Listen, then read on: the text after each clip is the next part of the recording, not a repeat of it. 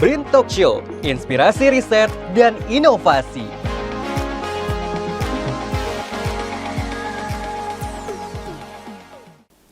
Halo kaum BRIN, jumpa lagi nih bersama saya Berlian Rawan dalam Nuclear Talk Series dari Inari Expo 2024. Dan kali ini kita akan membahas mengenai analisis nuklir untuk polutan udara. Wah, dan tentunya saya tidak sendiri nih kawan BRIN ya. Kita akan kedatangan dua narasumber langsung. Penasaran sama siapa saja ya. Namun kita akan mengeksplorasi nih bagaimana peran penting teknik analisis nuklir dalam memantau dan juga mengidentifikasi polutan udara. Serta nih bagaimana nih teknologi ini tuh bisa membantu loh ternyata mengatasi masalah kualitas udara khususnya di perkotaan ya.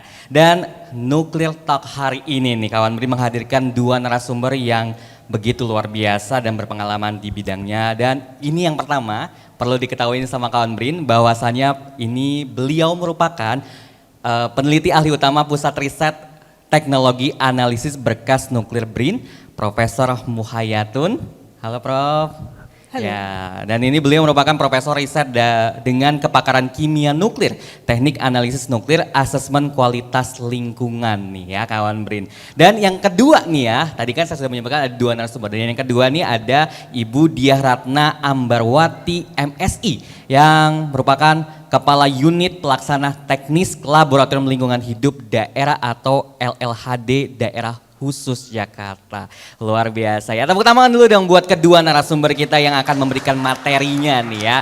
Dan beralih nih ya, saya mau ke Prof. Atun dulu nih ya. Ini keduanya sehat semua ya, Bu Dia dan juga Prof. Atun ya. Manggilnya Prof. Atun atau Bu Atun aja nih, lebih enaknya nih kayaknya. Kayaknya Bu Atun aja ya? Bu Hayat. Oh Bu Hayat, Bu Hayat ya, oke Bu Hayat ya? Hayat, ya. Bu Hayat ya, oke. Bu Hayat nih. Bu Hayat, boleh deh mungkin bisa diceritakan ya sedikit tentang latar belakang yang dilakukan riset sama Bu Hayat sendiri nih ya. Bagaimana nih ketertarikan Bu Hayat bagaimana dalam bidang pemantauan kualitas udara menggunakan teknologi nuklir, gimana nih? Baik, terima kasih atas ini pertanyaan yang sangat penting begitu ya. Kenapa saya tertarik dengan pemanfaatan teknologi nuklir untuk karakterisasi polutan udara. Oke. Saya kira kita semuanya sama-sama memahami betapa polusi udara ini perannya sangat-sangat besar terhadap kesehatan masyarakat di sekitar kita. Ya. Kalau kita lihat semakin tinggi konsentrasi partikulat udara, itu akan menyebabkan semakin tingginya rate mortality. Jadi konsentrasi partikulat udara itu terkait erat dengan kesehatan masyarakat dan kematian gitu ya. Nah, oleh karena itu sekarang bagaimana caranya karakterisasi teknologi nuklir yang sangat hebat. Mungkin kita semua memahami Indonesia mempunyai 3 reaktor riset di Indonesia. Ada di Serpong yang terbesar, kemudian yang di Bandung yang pertama dan di Yogyakarta. Nah, dengan teknologi yang advance dan canggih inilah kita berharap permasalahan-permasalahan terkait dengan polusi-polusi udara ini dapat menjadi lebih terang. Nah, ini yang menyebabkan men-trigger saya untuk mengoptimalisasi teknologi yang canggih ini untuk membantu bagaimana polutan-polutan udara ini bisa dikarakterisasi dengan baik sehingga akhirnya nanti bisa dicarikan solusi. Kira-kira itu, Pak. Oke, seperti itu ya, ya Bu Hayat ya. Oke, dan katanya nih Bu Hayat juga terlibat nih dalam berkolaborasi kerjasama baik di tingkat regional maupun juga internasional nih. Nah, boleh kali dikasih ceritakan sama kawan BRIN nih, bagaimana nih kerjasama yang sudah dibangun oleh Bu Hayat sendiri? Baik, terima kasih. Ini harus dipahami bahwa partikulat udara itu ada yang disebut partikulat halus.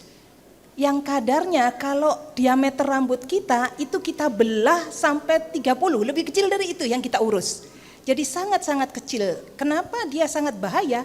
Begitu kita hirup, dia akan masuk ke bagian tubuh yang paling dalam.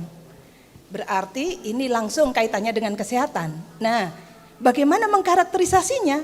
Nah, ini membutuhkan teknologi yang benar-benar advance. Oleh karena itu, saya menyadari tidak semua fasilitas laboratorium yang advance ada di Indonesia, maka kita perlu berkolaborasi dengan banyak negara yang mempunyai fasilitas-fasilitas maju. Kita mempunyai kolaborasi banyak, terutama di Asia Pasifik, Pak, dengan 22 country. Terus kemudian kita pernah terlibat juga dengan proyek-proyek internasional Atomic Energy Agency. Kita diberikan kesempatan menggunakan fasilitas-fasilitas advance yang dibangun di Italia, di New Zealand, kemudian di Australia. Jadi kita diberi akses ke sana. Sementara di dalam negeri sendiri kita sedang akan membangun ke arah sana. Jadi kita harus berkolaborasi karena apa? Pencemaran udara ini adalah masalah global. Di mana karena partikel tadi halus, dia akan ada di atmosfer udara cukup lama. Dia bergerak dari satu negara ke negara yang lain tanpa ada batas. Jadi untuk menyelesaikan permasalahan-permasalahan polusi udara ini dibutuhkan regional platform. Oleh karena itu kita harus berkolaborasi dengan siapapun. Jadi kita cukup punya banyak pengalaman, kita punya banyak experience dalam berkolaborasi dengan banyak negara, baik di berbagai dunia, di berbagai benua. Ya, saya kira mungkin itu. Ya, terima kasih. Wah, luar biasa ya kawan Briniam. Memang kolaborasi itu penting, baik tingkat regional maupun juga internasional, karena biar semuanya itu terrealisasi dengan baik dan juga terarah dengan baik ya. Bu Haya sendiri. Nah, saya mau beralih ke Bu Diah nih, izin Bu Diah nih ya. Bu Diah ini kan sudah, kalau boleh tahu, sudah berapa lama nih sebagai laboratori bekerja di laboratorium lingkungan hidup daerah khususnya di Jakarta, karena dan sudah bekerja sama ya dengan BRIN dalam hal pemantauan polusi udara. Bagaimana itu, Bu Diah? Ya, baik, terima kasih. Mas siapa tadi? Berlian. Berlian. Gak apa-apa, Bu. Ya. Kalau saya bekerja di laboratorium ini, alhamdulillah sudah 11 tahun di labnya. Tapi kok di bidang lingkungannya dari tahun 95 sampai sekarang. Tapi memang sudah kemana-mana. Akhirnya pada tahun 2013 saya dipercayakan untuk memegang labnya lingkungan DKI Jakarta sampai saat ini. Dan memang di lab kami selain daripada air, kami juga ngurusin udara. Udaranya itu kami walaupun ada pemantauan secara real time karena memiliki stasiun kami ya, stasiun pemantau kualitas udara yang bertahap mulai dibangun mulai tahun 2009 sampai kemarin terakhir 2023. Itu dan juga ada kolaborasi dengan NGO yang lain itu sudah 34 sekarang. Tapi yang metode referensinya baru 8 seperti itu. Tapi kedepannya kami akan menambah seperti itu karena tahun ini juga sedang membangun kembali untuk stasiun pemantau kualitas udara yang referensi ada 4 seperti itu dan yang untuk partikulat aja itu 2. Jadi akan menambah terus seperti itu karena memang dibutuhkan di DKI Jakarta. Nah, untuk kolaborasi atau bekerja sama dengan BRIN sudah lama ya Bu Muhayatun, itu dari tahun 2010. Dari sebelum BRIN. Jadi saya kenal Bu Muhayatun dari mulai Batan seperti itu. Jadi memang sudah lama kami bekerja sama dengan Batan pada saat itu yang dijembatani oleh KLHK. Karena KLHK ini seluruh Indonesia pada saat itu ada 10 provinsi. Pada saat itu salah satunya adalah DKI Jakarta. Nah, Bu Muhayatun ini kami sudah bekerja dari tahun 2010. Pertama kali itu kita menggunakan alat gene sampler, sampai sekarang masih seperti itu ya. Jadi Batan BRIN sekarang itu meletakkan alat untuk pemantau kualitas udara kaitannya dengan partikulat PM2,5 tadi diceritakan Prof Muhayatun ini, itu dengan memasang alat di kantor kami. Ya di kantor kami itu, kebetulan kantor kami itu memang di dekat jalan raya.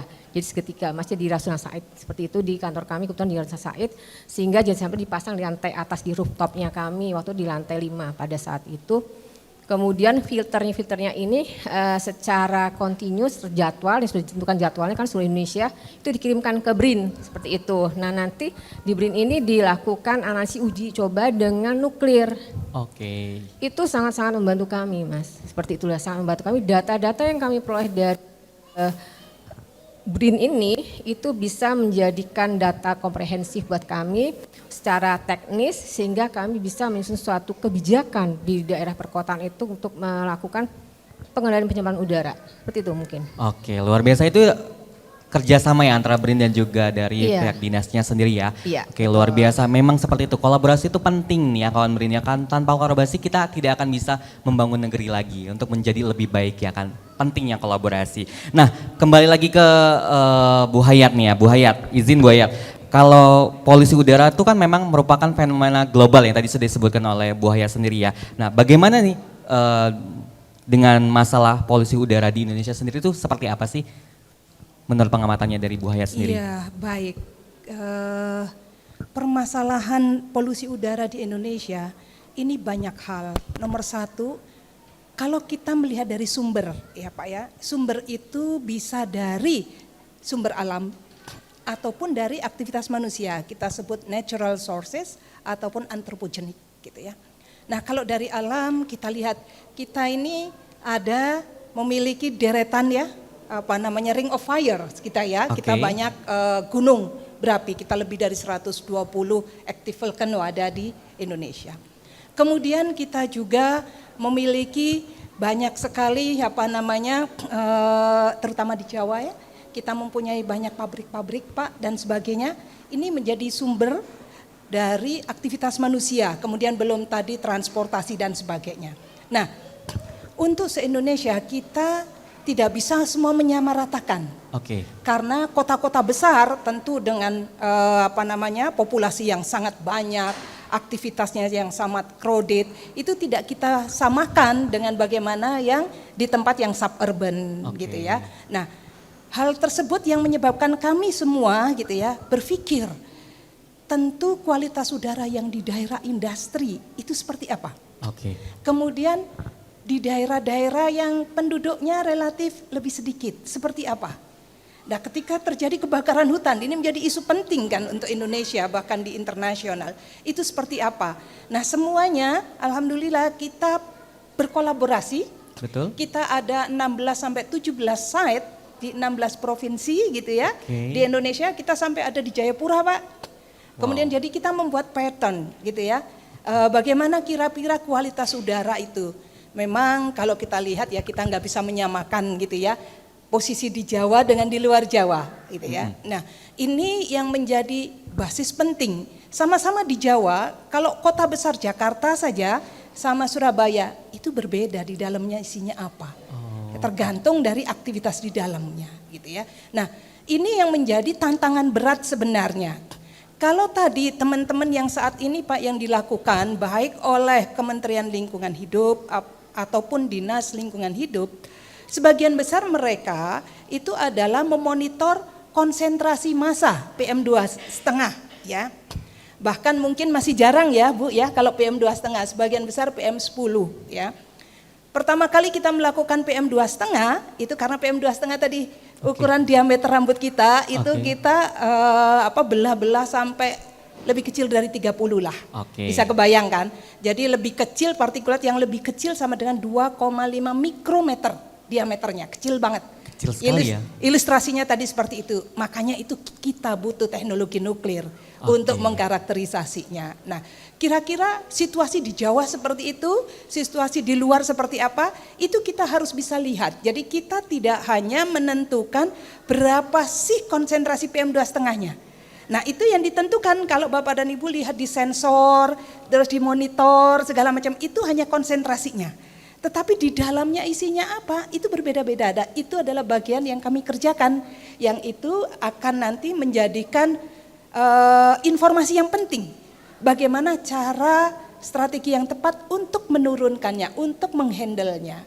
Kira-kira itu yang penting sebenarnya. Oke, itu yang penting ya. Nah, kalau tadi udah nanya ke Bu Hayat, sekarang nanya ke Bu Diah lagi deh. Balik lagi ke Bu Diah nih.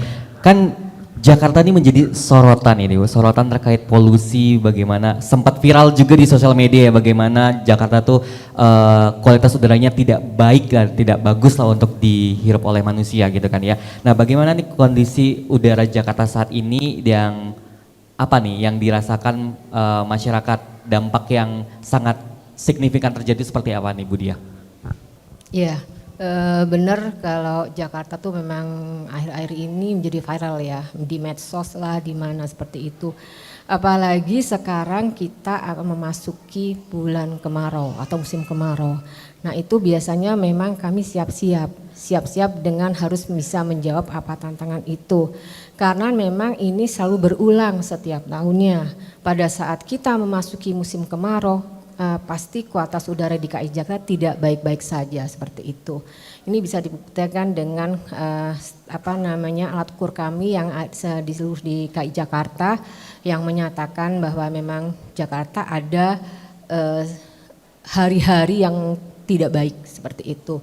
Contohnya aja di bulan Mei tahun ini 2024 ini dari 31 hari di bulan Mei itu 15 harinya tidak baik seperti itu. Iya, di bulan ini. Kenapa? Memang pada saat itu kita sudah masih musim kemarau. Nah, kita juga bisa dengan BMKG bahwa menyatakan bahwa itu juga ada efek daripada El Nino segala macam. Jadi sekarang katanya sedang masuk El Nina seperti ini ya, sekarang seperti itu. Nah, itu memang jadi fluktuasi udara itu tuh selalu naik turun. Jadi tidak hanya sepanjang misalnya gini, satu bulan tuh tidak baik saja tidak seperti itu. Tapi ada saatnya itu kualitas udaranya baik seperti itu. Yang saya katakan tadi di bulan Juni sudah berkurang. Jadi ada yang tidak baiknya itu saya bilang tidak sehat ya, karena melakukan ISPO itu tidak sehat itu kira-kira ada lebih kurang kecil lah sekitar 12 hari di dalam satu bulan seperti itu menurun. Apalagi sekarang ini kalau saya lihat kok saya kan suka memonitor. Kita kan punya aplikasi namanya Jaki.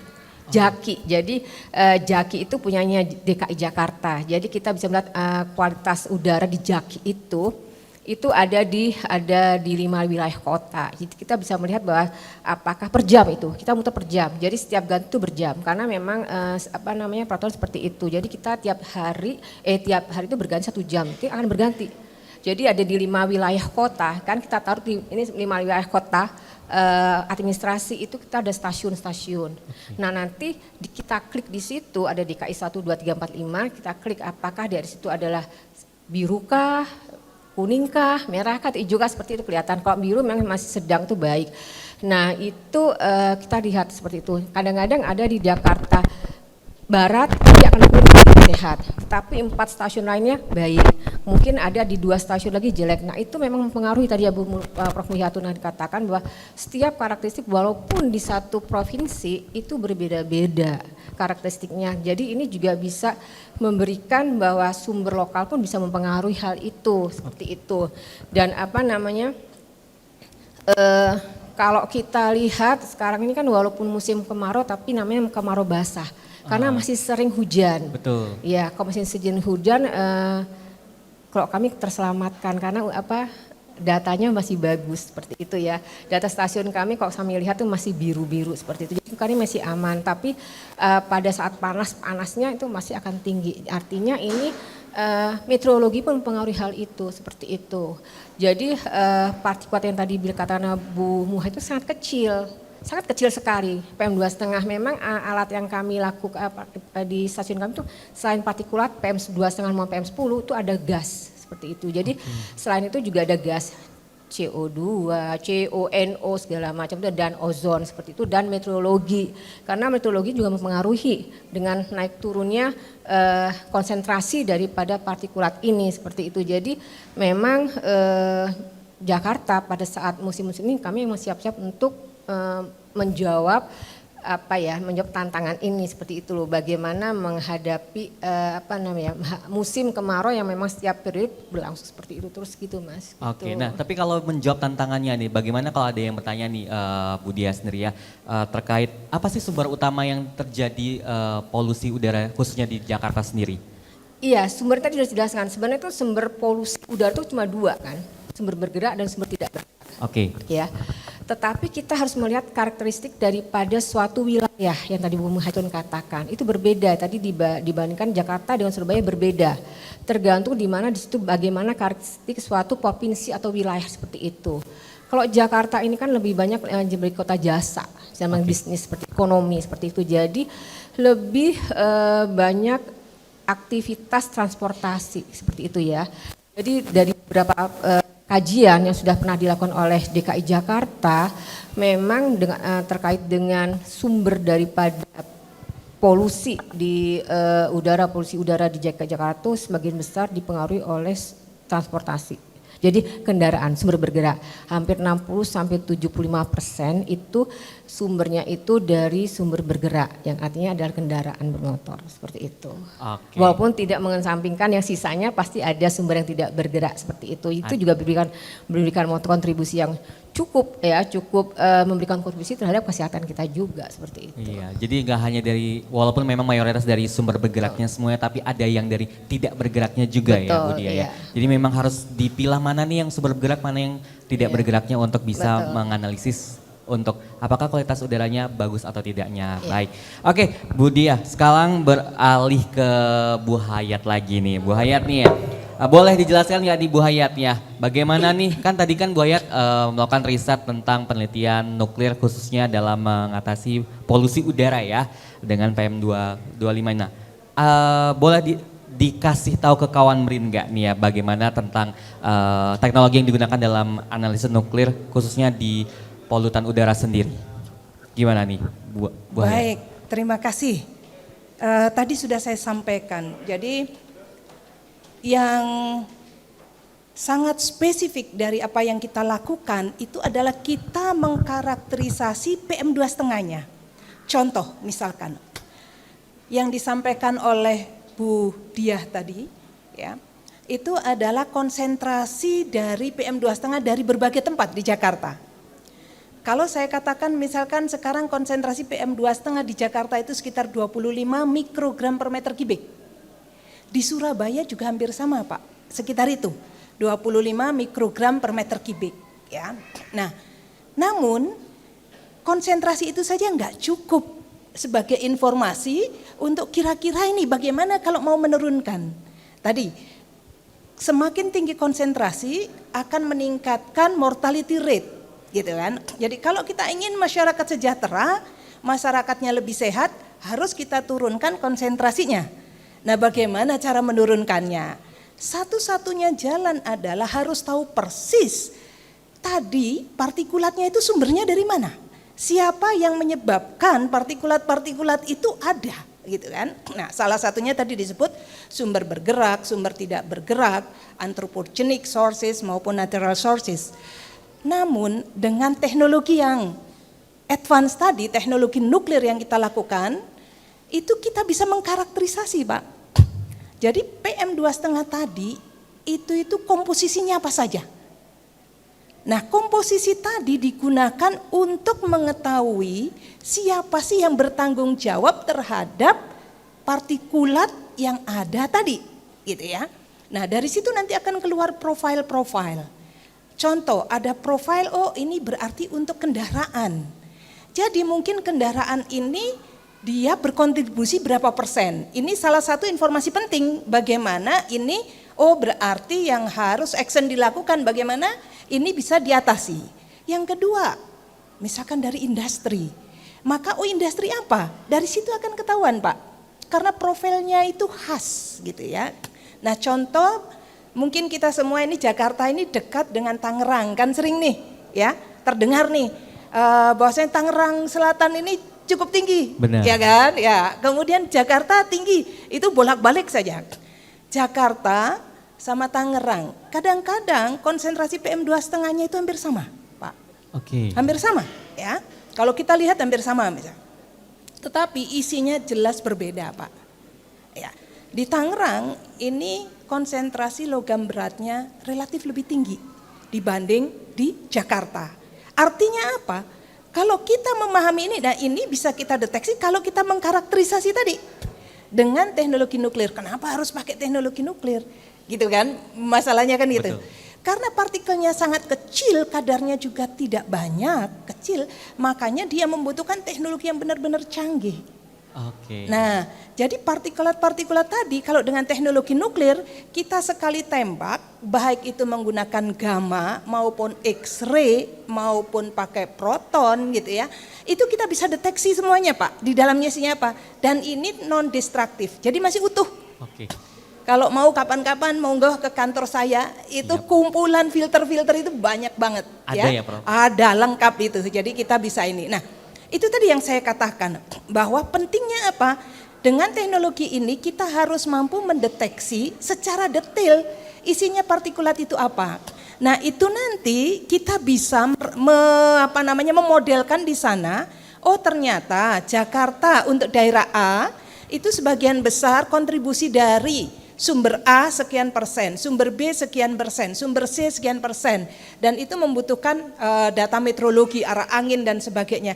Ini informasi komplit untuk pihak manajemen dan sebagainya untuk membuat kebijakan. Oke. Nah, itu yang penting. Jadi nggak bisa misalkan kebijakan yang dibuat di Jakarta di-copy langsung untuk kebijakan di kota yang lain.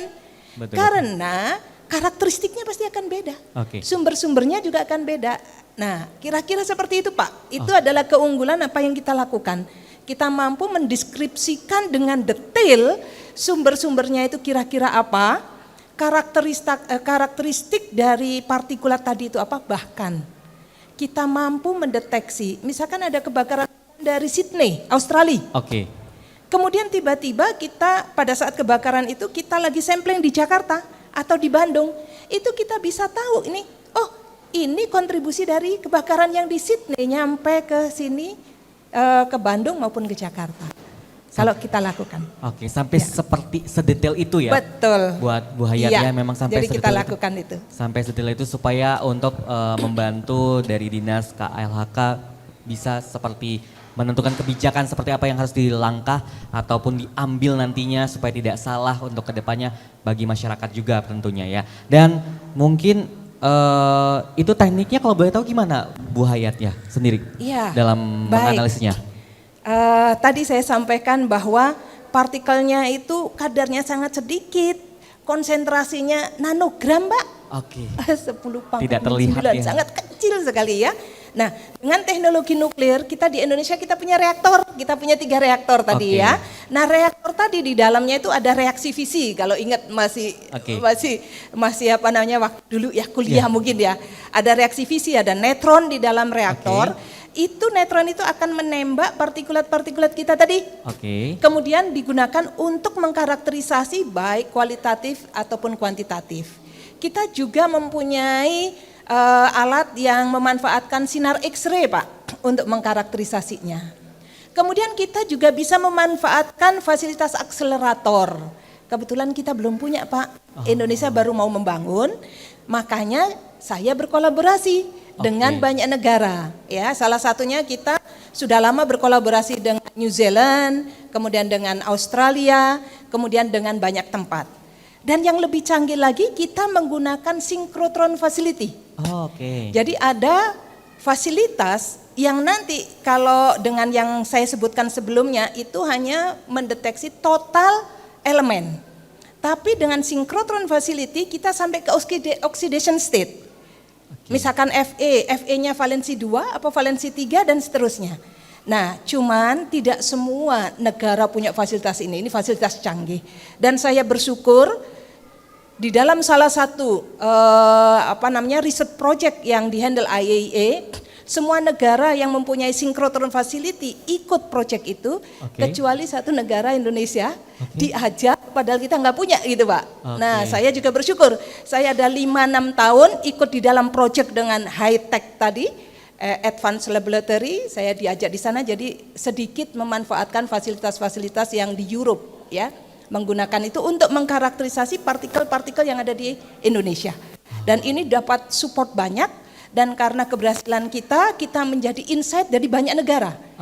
Jadi karena kita melakukan ini, Pak, kita sebenarnya saya bersyukur. Jadi ini sebenarnya apa yang saya lakukan saya bersyukur. Pertama kali itu adalah ada problem pencemaran di Tangerang.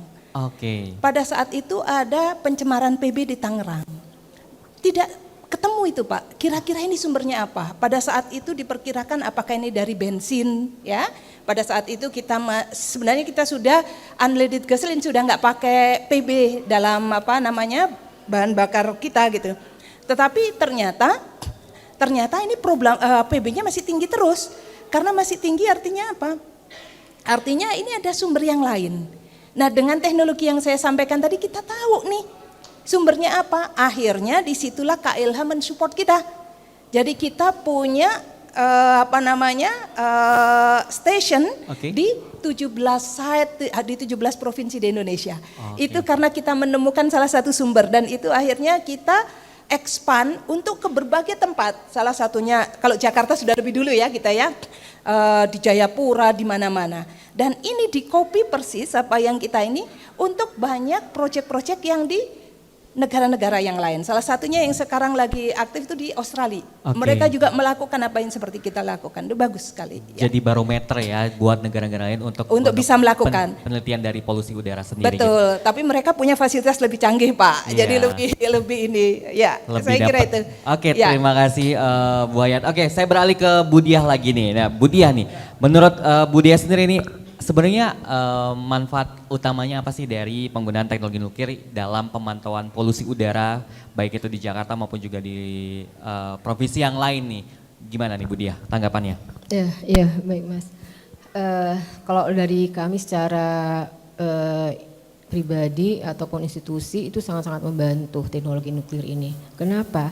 Karena tadi yang sudah disebutkan oleh Prof. Mahyatun, kami itu hanya bisa menyajikan konsentrasi dari partikulat meter yang ada yang 10, ada yang 2,5 yang tadi lebih kecil.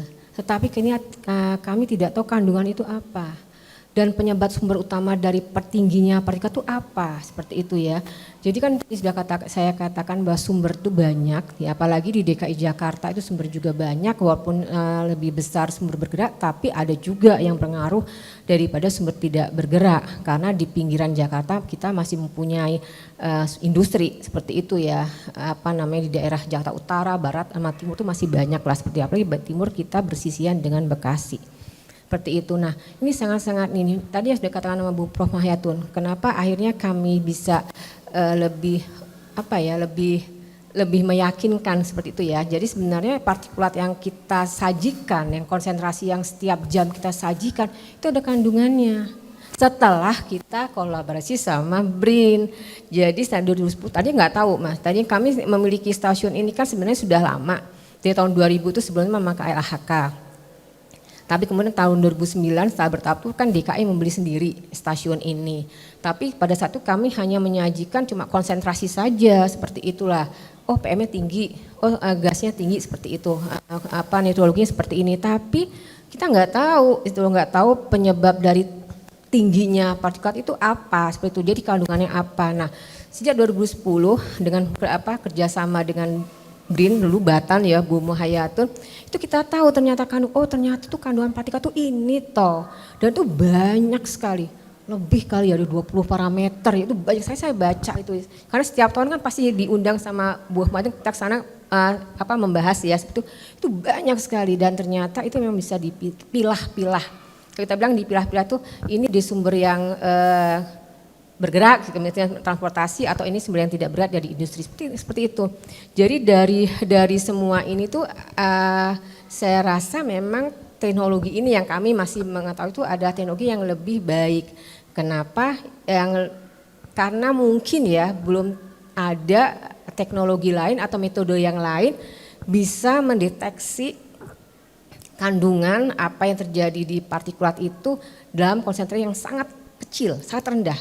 Jadi mungkin metode konvensional pun belum tentu bisa untuk mendeteksi ini dengan konsentrasi yang sangat rendah seperti itu. Karena kan konsentrasi rendah pun pasti harus memiliki teknologi yang sensitivitasnya tinggi ya. Sensitivitas tinggi dan akurasi datanya itu juga tinggi seperti itu. Jadi ya baru dengan BRIN inilah kita tahu bahwa ternyata kandungan dalam partikulat itu ada seperti itu dan itu pernah saya bawa dalam rapim seperti itu saya katakan bahwa kita partikulat tinggi seperti itu ya tapi kita tidak mengetahui apa itu kandungannya apa Bu Ambar saya dipanggil Ambar apa Bu Ambar saya katakan saja begini jadi seperti ini jadi tapi saya tidak bicara asal saya bilang tetapi ada karena kita bekerja sama dengan BRIN ini kan 2010 setiap tahun tuh ada sampai sekarang masih ada seperti itu jadi itu berfluktuasi seperti itu Mas.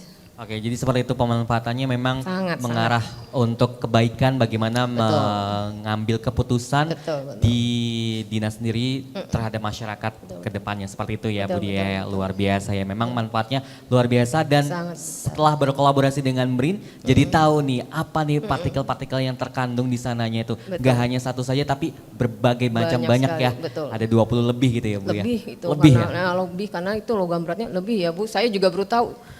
Oh jadi Makanya- seperti ini gitu ya Iya, hasilnya. ternyata saya nggak seenaknya gitu yang ngirup udara seperti ini. Iya. Jadi kita ini jangan kita fine-fine aja. Ada yang masuk dalam tubuh kita seperti itu dengan sekian banyaknya parameter logam seperti itu yang mungkin kalau terakumulasi dalam tubuh kita ya akan tidak baik-baik saja seperti itu sih. Oke, baik. Saya beralih ke Bu Hayat lagi nih ya. Bu Hayat nih kan, tadi kan Bu Hayat mengatakan bahwa sudah berkolaborasi tidak hanya di DKI Jakarta saja, ada 17 ya kalau tidak salah ya yang berkolaborasi. Nah, dari 17 ada di Jayapura, kemudian Surabaya, kemudian ada di Jakarta. Hasilnya selain yang dari Pulau Jawa sendiri itu seperti apa sih Bu Hayat nih kalau ceritakan nih sama kawan BRIN nih? Iya, baik. Terima kasih. Hasilnya banyak banget sebenarnya ya. Banyak banget dan apa namanya ini sangat baik karena apa? Ini juga menjadi bagian bagaimana kita menunjukkan efektivitas dari sebuah kebijakan. Oke. Contoh salah satunya, ketika bensin itu sudah tidak boleh bertimbal, gitu ya. Oke. Jadi itu kalau nggak salah mulai Juli 2006 ya, itu sudah bensin tanpa timbal. Kita tunjukkan ternyata di Bandung itu drop ya konsentrasinya, konsentrasi PB di udaranya. Oke. Jadi efektif nih program yang sudah digulirkan ini. Namun problemnya di beberapa kota itu konsentrasi PB-nya masih tinggi. Oke. Padahal kita semua sudah bensin tanpa timbal, begitu kan. oke. Nah artinya apa? Kalau kita tidak melakukan pengujian dengan detail, kita tidak paham. Sebenarnya bukan hanya transportasi tadi Oke. yang menyebabkan tingginya PB di udara ambien.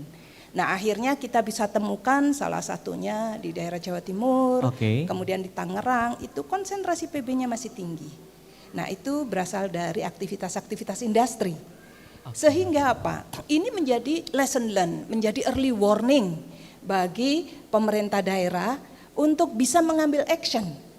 Ya, karena PB itu sangat berbahaya dan kenapa kita sampai diminta untuk menghabiskan PB pada bensin kita.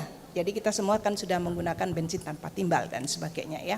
Nah, kemudian di tempat yang lain, contoh kita isu kebakaran hutan itu sangat serius banget. Iya, sangat sensitif ya, Pak. Sangat sensitif tidak hanya untuk Indonesia, Benar. tetapi untuk negara tetangga kita Betul khususnya, sekali. ya. Apalagi kalau saya meeting ada Malaysia, ada segala macam, kalau ada kebakaran hutan ini, aduh, ini harus siap-siap nih bisa menjawab. Nah, salah satu apa yang hasil kita lakukan itu pada tahun 2015 itu sangat tinggi-tingginya, ya, kebakaran hutan pada saat itu. Betul.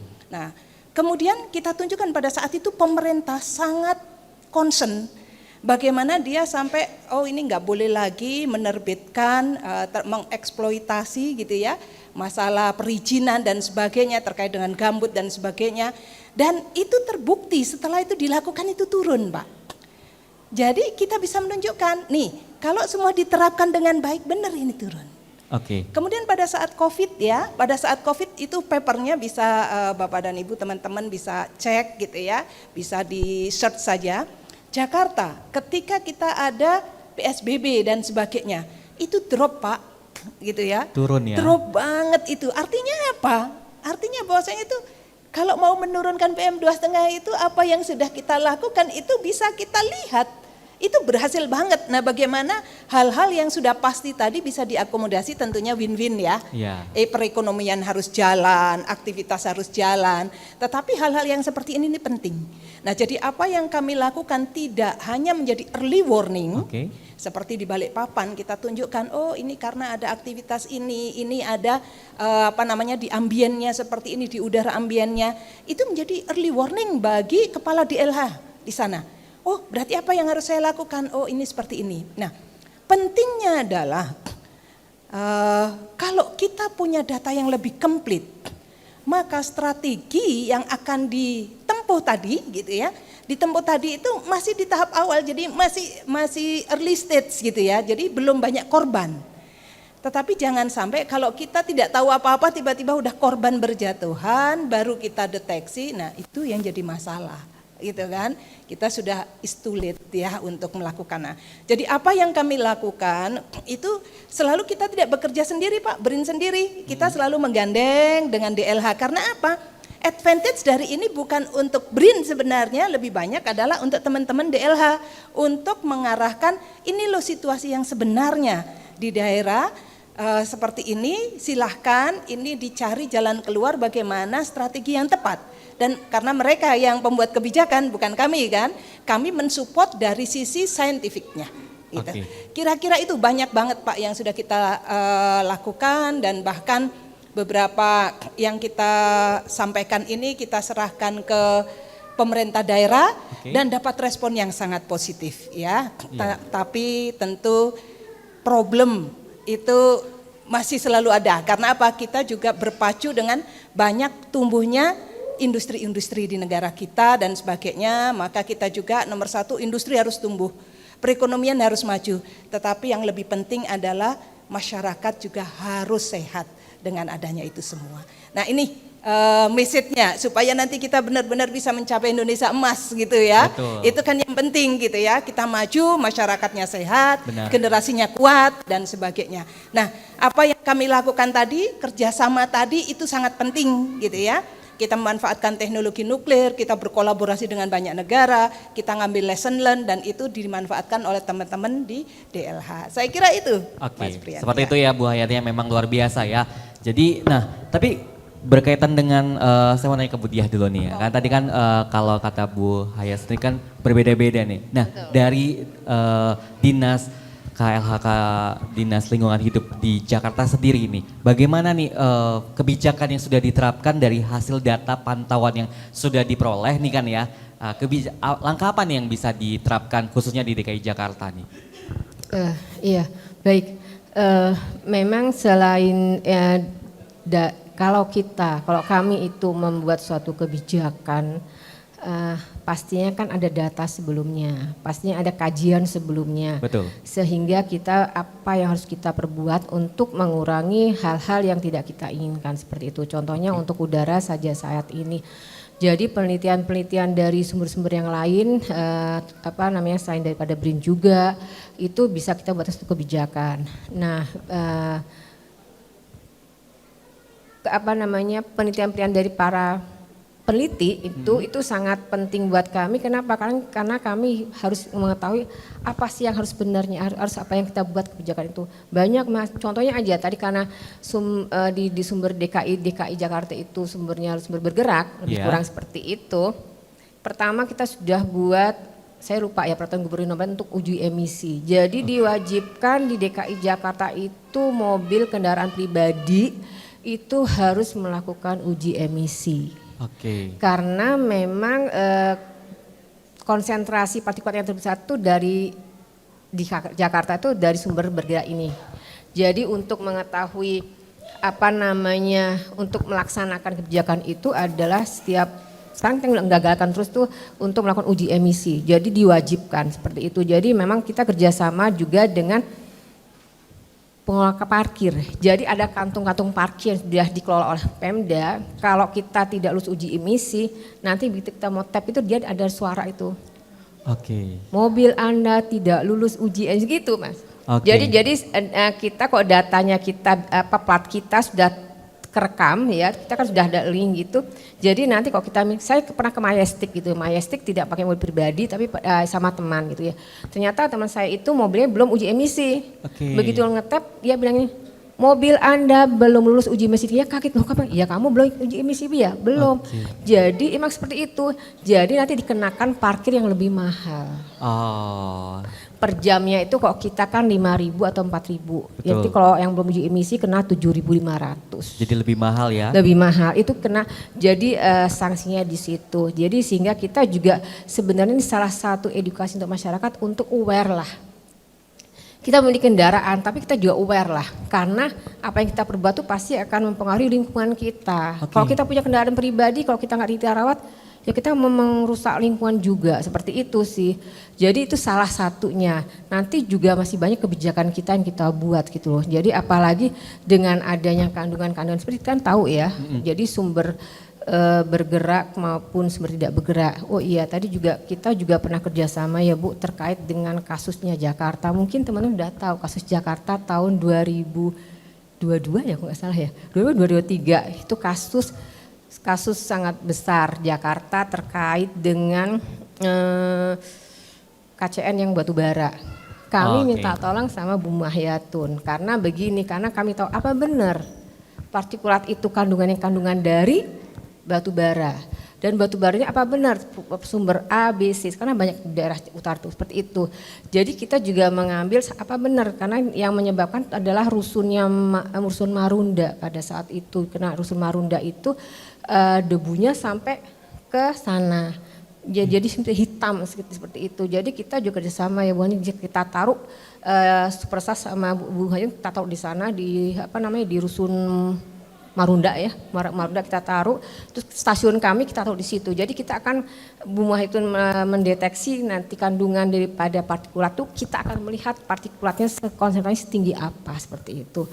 Nah dari situlah kita akan memberikan laporan kepada pimpinan kami di situ apa yang harus kita lakukan terhadap daerah sana. Itu kebijakan salah satu yang kita buat seperti itu. Oke, menarik sekali ini kebijakannya ya, bisa menerapkan untuk uji emisi kepada kendaraan pribadi itu tidak sembarangan gitu ya. Jadi mengurangi penggunaan kendaraan pribadi juga gitu ya Bu ya, supaya kendaraan pribadi juga tidak menyebabkan gas emisi yang berlebihan juga. Itu luar biasa nih ya, kebijakan yang bisa diterapkan mungkin di daerah-daerah lain juga supaya bisa mengurangi dampak polusi udara sendiri juga ya Bu. Sekarang diikuti dengan daerah di sekitarnya DKI. Oke, wow. Ya karena mereka kan, misalnya rumah saya di Bogor, kalau saya mau ke Jakarta, saya mau belanja ke Majestic, saya kena nanti seperti itu. Jadi tapi sekarang kita punya kerjasama di lingkar Jakarta. Itu kita punya HK yang jadi ada komitmen bersama untuk melakukan uji emisi seperti itu. Jadi DKI juga sedang mengembangkan kembali agar bisa teman-teman uji emisi di Bogor tapi ngeling seperti itu. Jadi biar nggak kena seperti itu, kena sanksinya ya. Biar nggak kena sanksinya gitu ya, luar biasa nih. Memang penting banget kebijakan pemerintah didukung dengan juga datanya supaya memperbaiki. Nah, balik lagi nih ke Bu Hayat lagi nih, izin nih Bu Hayat ya. Bu Hayat sendiri pasti kan melakukan riset ini kan ada tantangannya ya, baik itu dari persiapannya, kemudian risetnya, bahkan sampai hasilnya sudah keluar pun pasti ada tantangannya. Nah, kira-kira tantangannya apa sih yang menurut Bu Hayat sendiri yang paling susah untuk ini kurang nih, ini belum nih. Nah, gimana tuh Bu Hayat? Baik, terima kasih. Saat awal tantangan yang terbesar adalah bagaimana kita berkolaborasi dengan mitra. Ya, jadi pada saat awal itu tapi ketika chemistry-nya udah dapat nih, seperti dengan teman-teman DKI, oh teman-teman butuh ini gitu kan. Nah itu sudah enak tuh Pak. Ya. Nah selanjutnya tantangan selanjutnya itu adalah komitmen. Komitmen karena kalau kerjasama sih tentunya harus menguntungkan kedua belah pihak. Betul. Dengan kita punya tujuan yang lebih besar adalah untuk kesejahteraan masyarakat kan. Benar. Gitu kan ya. Nah kemudian karena kerja ini bukan seminggu selesai Pak, karena kita pantau, saya itu punya data Jakarta dari 2010, bagaimana konsentrasi sulfur ya di Jakarta sampai sekarang Pak, bisa bayangkan gitu kan. Jadi kalau pemerintah melakukan kebijakan apa, kita bisa track itu, efektif apa tidaknya dan sebagainya. Kita punya long term data untuk Jakarta, gitu ya, bukan hanya untuk Jakarta saja tapi banyak tempat juga. Nah, kedua tadi yang pertama kali adalah mitra, kemudian komitmen dari government, ya, local government tadi. Semua yang kita hasilkan kita reportkan. Jadi tugas kami adalah memberikan backing dari sisi saintifik, kita jelaskan dan sebagainya. Decision makernya mereka, kan gitu kan. Contoh kemudian tadi ada beberapa, salah satunya adalah uji emisi, kemudian ada lagi praktek-praktek yang lain, yang bagaimana ini salah satunya terkait dengan cara menurunkan polutan yang ada di daerahnya masing-masing. Nah, kemudian kami sebagai peneliti tentu kita membutuhkan fasilitas advance, Oke, ya. betul. Salah satunya adalah yang kami lakukan kemarin-kemarin, kita berkolaborasi kemana-mana, tapi memang itu penting, Betul. ya. Namun sekarang ini kita bersyukur BRIN akan mencoba membuat fasilitas-fasilitas advance di Indonesia. Oke. Mudah-mudahan ke depan kita menjadi lebih cepat, ya. Kita tidak harus mengukurnya ke negara lain, kita Betul. ukur di tempat sendiri, membangun fasilitas yang advance. Terus kemudian yang keempat itu kita harus terus menerus mengedukasi publik, ya. Jadi itu kita terus menerus, karena apa? Polusi udara itu tidak bisa diselesaikan sektoral. Ini harus multidisiplin, semuanya harus terlibat, gitu ya. Dan tidak bisa diselesaikan juga untuk satu tempat. Ini harus platformnya regional. Oke. Contoh Jakarta, nggak bisa Jakarta saja.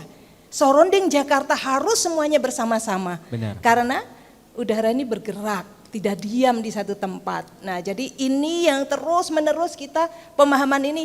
Lama ya Bu yang ngasih pemahaman juga ya. Sekarang tapi udah mulai jalan nih. Betul. Jakarta bisa jadi percontohan, dan itu pun juga akan kita bawa untuk ke tempat-tempat yang lain, ya. Oke. Jadi banyak hal, tapi yang lebih penting adalah komitmen bersama untuk mencapai bersinergi, untuk mencapai tujuan yang lebih besar tadi. Untuk kualitas yang lebih baik, kita ciptakan Indonesia yang lebih maju dan lebih sehat masyarakatnya. Oke, Itu harapannya. Itu harapannya. Memang luar biasa tuh, harapan yang begitu luar biasa untuk kedepannya, supaya khususnya dari teknologi nuklir sendiri itu bisa diterapkan dan dimanfaatkan dengan baik untuk khusus mengurangi salah satunya polusi udara sendiri ya. Nah,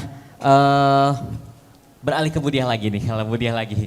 Nah Bu Diah, kalau tadi kan tantangannya dari Bu Hayat sendiri, tapi kalau dari Bu Diah sendiri itu bagaimana nih tantangannya? Nah, apakah tantangan terberatnya selaku decision maker-nya sendiri nih, bagaimana nih Bu Diah? Iya, kalau tantangan memang cukup kompleks ya, kalau di kami seperti itu ya. Kita tahu Jakarta tadinya ibu kota tadinya, tapi undang-undangnya kan baru keluar 2024, tapi belum ada perpres, jadi nanti akan menjadi daerah kota Jakarta, daerah khusus Jakarta seperti itu. Tapi walaupun nanti ibu kota tidak di sini, tapi tetap Jakarta itu menjadi sentralnya. Ya, sentral bisnis itu ada di sini, sentral bisnis ada di Jakarta, semua itu ada di Jakarta seperti itu. Jadi tantangan kita akan semakin besar, apalagi dengan Jakarta nanti akan menjadi salah satu menjadi kota global. Itu tantangan kita tuh sangat besar, karena kita harus bisa untuk mengendalikan kualitas udara di DKI Jakarta, sehingga apa yang kita lakukan itu harus bersama-sama, benar kata Ibu Hayatun, dan tidak boleh sektor masing-masing seperti itu. Karena memang kalau kita sendiri misalnya DLH harus ngurusin kualitas udara Jakarta nggak bisa Mas, seperti itu. Karena hanya bukan tugasnya Dinas Lingkungan Hidup yang untuk mengurangi pengendalian pencemaran udara, bukan hanya untuk lingkungan, tapi ada di sektor-sektor lain. Contohnya seperti Dinas Perhubungan, karena kan mereka yang lebih paham dengan transportasi seperti itu. Ada Dinas Kehutanan, kaitannya dengan penghijauan seperti itu. Kemudian ada dinas-dinas yang lain yang memberikan kontribusi terhadap pengendalian pencemaran udara seperti itu, dan banyak juga. Kemudian kenapa tantangannya lagi adalah sebenarnya kami itu untuk terus terang aja keterbatasan teknologi dan sumber daya. Oke. Sumber daya yang memahami atau mengerti sekali dengan alat yang kita gunakan untuk memantau. Jadi gini, kalau alat itu kita taruh gitu aja, memantau nggak gitu aja kan. Datanya begini sudah kita catat tidak seperti itu. Jadi kita harus paham itu apa-apa seperti itu. Itu belum begitu banyak di kami seperti itu. Teknologi juga semakin tahun teknologi semakin maju. Oke. Alat pantau udara juga semakin maju seperti itu. Tapi hanya menghasilkan konsentrasi, ya. Just itu aja, hanya itu saja konsentrasi. Oh gasnya tinggi, rendah itu, tetapi kita nggak tahu kandungannya. Yaitu salah satunya adalah dengan metodenya Bu Hayatun ini, seperti yang kami bilang adalah metode yang canggih untuk saat ini, karena bisa memberikan kepada kami apa yang terkandung di dalam partikulat itu seperti itu. Jadi lebih kita bisa ya kita akan lebih tepat sasaran lah, harus berbuat apa untuk melakukan pengendalian pencemaran udara itu. Kemudian juga kondisi di Jakarta juga kan berbeda tadi saya katakan. Setiap kita punya 5 wilayah kota administrasi dan 1 kabupaten. Itu semua berbeda, walaupun satu Kabupaten Seribu, satu tuh itu beda-beda. Jakarta Selatan, Pusat, Timur, Utara, Barat itu beda seperti itu loh. Jadi populasinya juga beda, konsepnya juga beda, sangat berbeda seperti itu. Nah itu mungkin seperti itu. Seperti itu ya Bu ya. Nah tapi kalau dari Bu Dia sendiri nih, apa nih mungkin harapannya mungkin dari pesan nih kepada khususnya kawan BRIN dan juga masyarakat Indonesia untuk menggapai Indonesia emas di 2045 dalam mengurangi polutan udara, apa nih pesannya nih? Pesan kita tuh gini, karena untuk mengendalikan pencemaran udara itu bukan hanya tugasnya pemerintah, tetapi kita bersama, masyarakat juga seperti itu. Jadi tidak hanya pemerintah yang harus berbuat, tetapi kita harus bersama-sama untuk melakukan itu. Contohnya seperti ini, dengan dari kebijakan yang ini, kami punya kebijakan baru keluar, kebijakannya tahun 2023. Keputusan Gubernur DKI Jakarta nomor 576 tahun 2023 tentang strategi pengendalian pencemaran udara. Itu ada 3 strategi besar di situ. Jadi pengendalian pencemaran udara untuk sumber bergerak, pengendalian pencemaran udara untuk sumber tidak bergerak, dengan tata kelola manajemen pencemaran udara. Nah, untuk edukasi pada masyarakat, kita tuh bersama-sama untuk mengurangi penggunaan kendaraan pribadi. Ayo kita menggunakan transportasi massal. Karena kalau kita ketahui sekarang juga transportasi massal di DKI Jakarta sudah semakin banyak. Ada LRT, MRT, busway dan sebagainya itu. Dan itu sekarang DKI Jakarta semakin mengembang. Jadi berkembang. Jadi LRT sedang dibangun tahap berikutnya, MRT juga sedang dibangun tahap kedua dari mulai HI sampai ke Ancol nantinya. Dan nanti juga akan berkembang seperti itu. Jadi itu diharapkan di DKI Jakarta nanti memang transportasi masalah yang berperan seperti itu, dan masyarakat juga diharapkan untuk bisa mengurangi menggunakan kendaraan pribadi. Itu yang pertama. Kedua, ayo kita galakan lagi untuk menanam pohon. Karena memang mungkin teman-teman juga udah tahu DKI Jakarta kan sedikit agak gersang seperti ini ya, banyak gedungnya seperti itu, tapi kita bisa untuk mengurangi itu dengan menanam pohon seperti itu salah satunya. Terus ayo kita juga rajin untuk melakukan uji emisi, itu yang kita gembar-gemborkan saat ini. Jadi uji emisi itu juga selain memelihara merawat kendaraan bermotornya yang dimiliki, itu juga bisa mengurangi pencemaran yang terjadi di jalan. Karena di Jakarta kan memang terkenal macetnya, begitu macet sudah deh. Jadi emisi sumber buangnya sudah semakin banyak seperti itu. Seperti itu ya kalau dari Bu Dia sendiri. Tapi kalau dari Bu Haya sendiri apa nih pesannya kepada kawan BRIN dan mungkin statement apa yang ingin mau sampaikan kepada kawan BRIN tentang teknologi nuklir khususnya dalam mengurangi polutan udara sendiri? Gimana nih Bu Hayat? Iya, baik, terima kasih. Saya rasa kita semua menyadari bahwa permasalahan polusi udara ini membutuhkan kontribusi dari kita semua.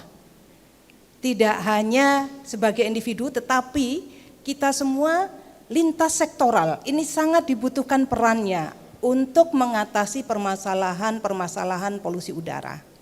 Tentunya strategi yang tepat itu membutuhkan scientific base yang kuat.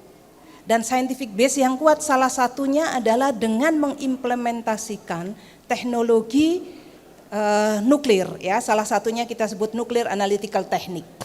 Tentunya besar harapan saya pemanfaatan teknologi nuklir yang ini digaungkan pertama kali oleh presiden kita yang pertama, Pak, Presiden Soekarno. Ini mari sama-sama kita hayati dan kita kembangkan. Pada tahun 1964 Presiden Soekarno itu menyatakan, untuk menjadi negara besar kita harus menguasai antariksa dan nuklir. Itu yang dikatakan ketika meresmikan reaktor riset yang di Bandung. Itu reaktor riset pertama kali. Jadi puluhan tahun yang lalu presiden kita sudah menyatakan kita harus menguasai nuklir. Nah, salah satunya mari kita optimalkan, kita manfaatkan teknologi nuklir yang advance ini untuk membantu memecahkan permasalahan, berkontribusi terhadap permasalahan-permasalahan polusi udara, sehingga strategi yang tepat itu bisa diperoleh oleh teman-teman gitu ya, pembuat kebijakan, dan insya Allah sinergi di antara kita terus kita jalin gitu ya, demi kita wujudkan Indonesia yang lebih maju, Indonesia yang lebih sehat, untuk mencapai Indonesia Emas pada tahun 2045 insya Allah. Oke, luar biasa, tepuk tangan ini kedua narasumber kita. Sangat edukasi sekali nih ya, saya sendiri ngerasa teredukasi terhadap baik teknologi nuklir, terhadap polusi udara, bagaimana tentang kebijakan yang dibuat dalam menangani polusi udara sendiri. Terima kasih nih Prof. Muhayatun dan juga Ibu Diah yang sudah mau berbagi ilmunya, berbagi informasinya kepada kawan BRIN yang ada di rumah maupun juga ada yang di sini ya tentunya, dan semoga pemaparan tadi dan juga diskusi tadi itu bisa bermanfaat untuk kita semua. Dan terima kasih kawan BRIN atas kebersamaannya. Saya Berlian pamit undur diri. BRIN TV, TV Riset Zaman Now.